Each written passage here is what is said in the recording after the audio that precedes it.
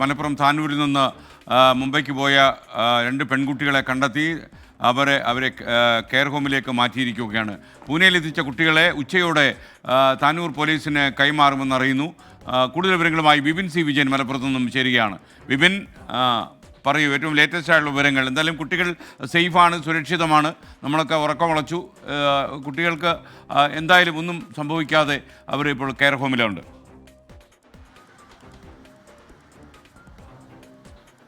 അതെ, വലിയ ആശ്വാസത്തിന്റെ മണിക്കൂറുകൾ തന്നെയാണ് SKN. കാരണം അത്രത്തോളം വഴിവിളക്കുമായിട്ട് കാത്തിരിക്കുകയായിരുന്നു ഓരോ വീട്ടും.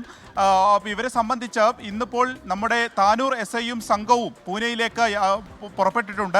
അപ്പോൾ അവർ വഴിമധ്യേ എന്നുള്ളതാണ് മനസ്സിലാക്കുന്നത്. ഇന്നിപ്പോൾ ഉച്ചയോടുകൂടി അവരവിടെ എത്തും. അങ്ങനെയാണെങ്കിൽ അവിടെ പിന്നീട് അധികം നടപടിക്രമങ്ങളില്ല. അതുകൊണ്ട് തന്നെ പെട്ടെന്ന് തന്നെ കുട്ടികളെ കേരള പോലീസിനെ കൈമാറാൻ സാധിക്കുമെന്നുള്ളതാണ് മനസ്സിലാക്കാൻ കഴിയുന്നത്.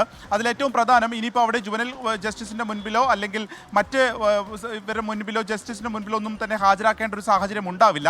അതുകൊണ്ട് തന്നെ പെട്ടെന്ന് തന്നെ കുട്ടികളെ കേരള പോലീസിനെ കൈമാറുകയും നേരെ കേരളത്തിലേക്ക് വരികയുമായിരിക്കും. അങ്ങനെയാണെങ്കിൽ ഇന്ന് രാത്രിയോ അല്ലെങ്കിൽ നാളെ രാവിലെയോ ആയി ഈ 2+1 കുട്ടികളെയും നമുക്ക് കേരളത്തിലേക്ക് എത്തിക്കാൻ സാധിക്കും. അവരുടെ അച്ഛൻ്റെയും അമ്മയുടെയും അടുക്കൽ ഏറ്റവും സുരക്ഷിതമായി തന്നെ എത്തിക്കാൻ കഴിയും എന്നുള്ളതാണ്.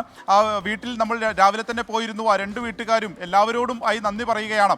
കേരള പോലീസിനോടും മാധ്യമങ്ങളോടും ഉൾപ്പെടെ എല്ലാവരോടും അവർ നന്ദി പറയുകയാണ്. കാരണം അത്രത്തോളം ഭയന്ന് ഉള്ള ഒരു സാഹചര്യമായിരുന്നു. അപ്പോൾ ഇനി അവർ വന്നതിന് ശേഷമായിരിക്കും ഇക്കാര്യത്തിൽ ഒരു കൂടുതൽ അന്വേഷണം നടക്കുക. അപ്പോൾ അതുമായി ബന്ധപ്പെട്ട് ഇപ്പോൾ അസ്ലമിനെ അടക്കം ചോദ്യം ചെയ്യേണ്ടതുണ്ട്. അതുമായി ബന്ധപ്പെട്ടിട്ടുള്ള കാര്യങ്ങൾ DYSPയുടെ നേതൃത്വത്തിൽ നടത്തും എന്നുള്ളതാണ് ഈ ഘട്ടത്തിൽ മനസ്സിലാവുന്നത്. അപ്പോൾ ഇന്ന് രാത്രിയോ നാളെ രാവിലെയോ ആയി ഈ 2 കുട്ടികളും കേരളത്തിൽ അവരുടെ വീടുകളിലേക്ക് എത്തിച്ചേരും. SKN.